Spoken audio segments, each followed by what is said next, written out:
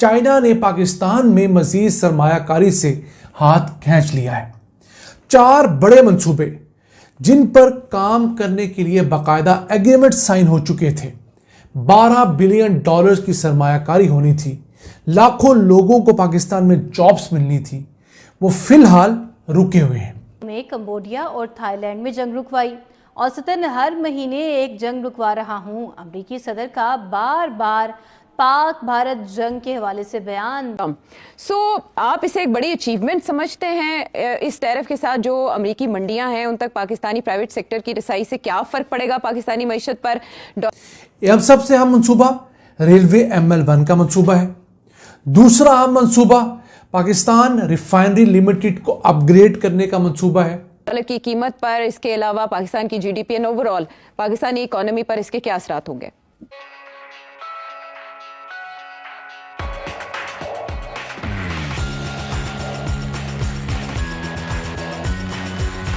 जिससे मजीद पेट्रोल और डीजल बनेगा। तीसरा अहम मंसूबा Kohala hydro power project 1124 megawatt का पन बिजली का मंसूबा है। और चौथा आज़ाद पतन हाइड्रो पावर प्रोजेक्ट जो 700 मेगावाट बिजली पैदा करने का मंसूबा है। ये मैं आपको 4 बड़े मंसूबे बता रहा हूं। इन तमाम मंसूबों के लिए एग्रीमेंट साइन हो गए, फिजिबिलिटी स्टडीज बन गई, इत्तफाक राय हो गया, लेकिन चाइना की जानब से जो इंश्योरेंस कंपनी है साइनोश्योर, जो पाकिस्तान में दिए जाने वाले कर्जे को इंश्योर करती है, वो लेतो लाल से काम ले रही है। और उसकी 3 बड़ी वजूहात बताई गई हैं। एक, पाकिस्तान के कम डॉलर रिजर्व्स हैं। दूसरा, पाकिस्तान में सिक्योरिटी रिस्क है। और तीसरा, जो कर्जे हैं उनकी रीपेमेंट के इश्यूज भी हैं। हमारी आज की वीडियो का मकसद हुकूमत को बावर करवाना है, जगाना है और इस मुतालिक फ़ाल करना है कि इन मंसूबों के लिए चाइना को पुश करे ताकि पाकिस्तान में ये अहम मंसूबे शुरू हों। सबसे अहम मंसूबा जो है रेलवे ML1 का मंसूबा, जिसके तहत कराची से लेकर पेशावर तक का टोटल डबल ट्रैक नया बिछना है। State of the art facility होंगी। ये 6 अरब 80 करोड़ डॉलर्स का मंसूबा है। 10 अरब से हम इसकी कीमत कम करके 6 अरब 80 करोड़ डॉलर्स तक ले आए हैं, लेकिन चाइना अभी तक इसे फाइनेंस नहीं कर रहा। अब इसका पाकिस्तान को फ़ायदा क्या होना है? इसके ऊपर फिलहाल जो 34 ट्रेनें चल सकती हैं एक दिन के अंदर, वो तादाद बढ़कर 171 ट्रेनें हो जाएंगी। इससे जो सामान की तरसील की कैपेसिटी फिलहाल सिर्फ 6 मिलियन टन है, वो 6 गुना बढ़कर 35 मिलियन टन हो जाएगी। याद रहे, अगर कैपेसिटी सिर्फ डबल हो जाती है तो हमारा रेलवे मुकम्मल तौर पर मुनाफे बख्श इदारा हो जाएगा। पिछले मालियाती साल में रेलवे ने सामान की तरसील से 31 अरब रुपए कमाए हैं। अगर ये कैपेसिटी सिर्फ डबल होती है, 6 गुना की बात नहीं कर रहा, ML1 के बाद 6 गुना होगी, तो डबल की सूरत में ये 31 अरब 62 अरब रुपए बन जाएंगे। और रेलवे का अब जो सालाना खसारा है वो कोई 18-20 अरब रुपया सालाना रह गया है। फिर एक और इजाफी जो आमदन होगी वो मुसाफिरों की टिकटों से है। रेलवे पे औसतन कोई 4 करोड़ 20 लाख 4 करोड़ 25 लाख मुसाफिर एक साल में ट्रैवल करते हैं। जब पैसेंजर की कैपेसिटी भी 6 गुना होगी तो सोचिए क्या हालात होंगे। चले हम वो भी सिर्फ 2 गुना ज्यूम करते हैं कि 10 करोड़ मुसाफिर एक साल के अंदर रेलवे के ऊपर जाया करेंगे, तो पिछले साल रेलवे ने 47 अरब 50 करोड़ रुपए मुसाफिरों की टिकटों से कमाए। ये रकम डबल होकर 100 अरब रुपया हो जाएगी। तो सिर्फ 2 मदों के अंदर मुसाफिर और फ्रेट से 160 अरब रुपये अगर आते हैं रेलवे के पास, तो रेलवे का जो टोटल खर्चा है वो कोई 110-120 अरब रुपये है। तो रेलवे तकरीबन कुछ 30-40 अरब रुपये प्रॉफिट में जाएगा। लेकिन ये प्रोजेक्ट रुका हुआ है। फिर 2 जो पन बिजली के अहम मंसूबे हैं, एक Kohala hydro power project 1124 megawatt का जो 2.5 अरब डॉलर्स का मंसूबा है। इसके लिए बाकायदा एग्रीमेंट्स इमरान खान के टेन्योर में साइन हो चुके हैं, लेकिन इसके ऊपर काम का आगाज नहीं हो रहा, वो फंसा हुआ है। इसके साथ साथ एक और मंसूबा है आज़ाद पतन हाइड्रो पावर प्रोजेक्ट 700 मेगावाट का, वो कोई 1.5 अरब डॉलर का मंसूबा है। उसके भी तमाम एग्रीमेंट्स, तमाम चीज़ें साइन हो चुकी हैं 2021 के अंदर। तो अब ये 2 मंसूबे जो 1824 मेगावाट के हैं, पन बिजली से बिजली पैदा करेंगे। 4 अरब डॉलर्स इन पर लागत आएगी और 8,000 लोगों को मुलाजमतें मिलेंगी। वो मंसूबे इन्हीं वजूहात की वजह से रोके हुए हैं।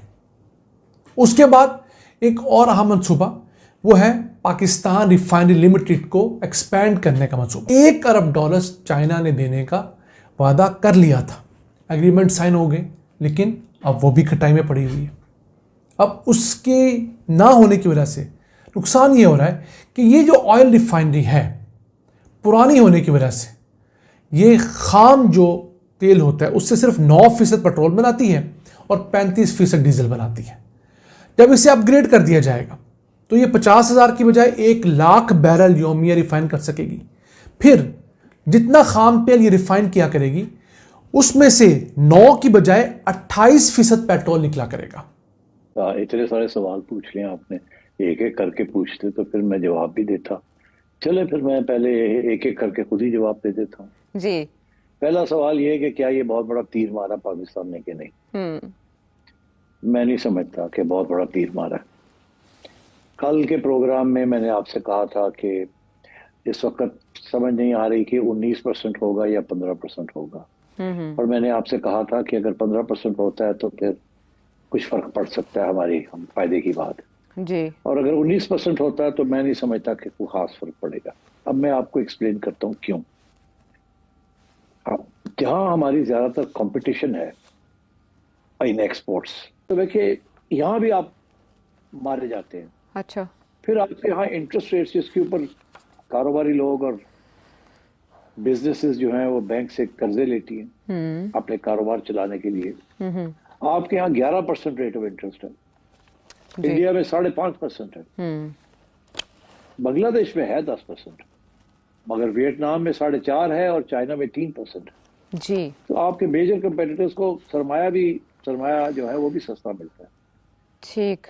तो इसलिए मैं ये समझता हूँ कि बांग्लादेश में 20%, वियतनाम में 20%, चाइना में ज्यादा है, इंडिया में ज्यादा है, तो आपके जो अनलेस इंडिया और चाइना के अगर ये कम हो गए तो फिर आपको कोई खास फायदा नहीं मिलेगा। अगर ये कम ना हुए तो फिर आपको फायदा मिल सकता है, क्योंकि बहुत से लोग जो हैं वो शिफ्ट करेंगे production sources from China and India to Pakistan and perhaps also to Bangladesh and other places. ठीक। तो इसलिए भी मेरा ख्याल है इतनी जल्दी छलांगे मारने की जरूरत नहीं है खुशी के साथ। अभी आप देखते चले आगे क्या होता है। अभी ये चाइना और इंडिया के साथ रीनेगोशिएशन होनी है, मेजर रीनेगोशिएशन होनी है, और उसके बाद हम इसके ऊपर कोई फैसला कर सकेंगे।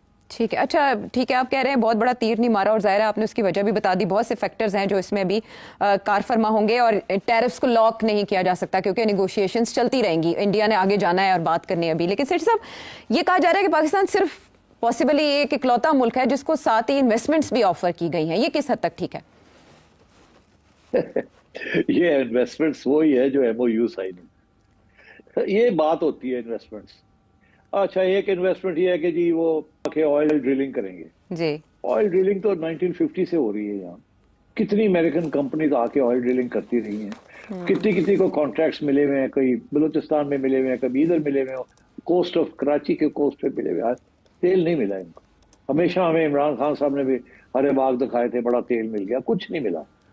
तो ये जो है जी, हम आएंगे इन्वेस्टमेंट करेंगे, देखी जाएगी जब होगा।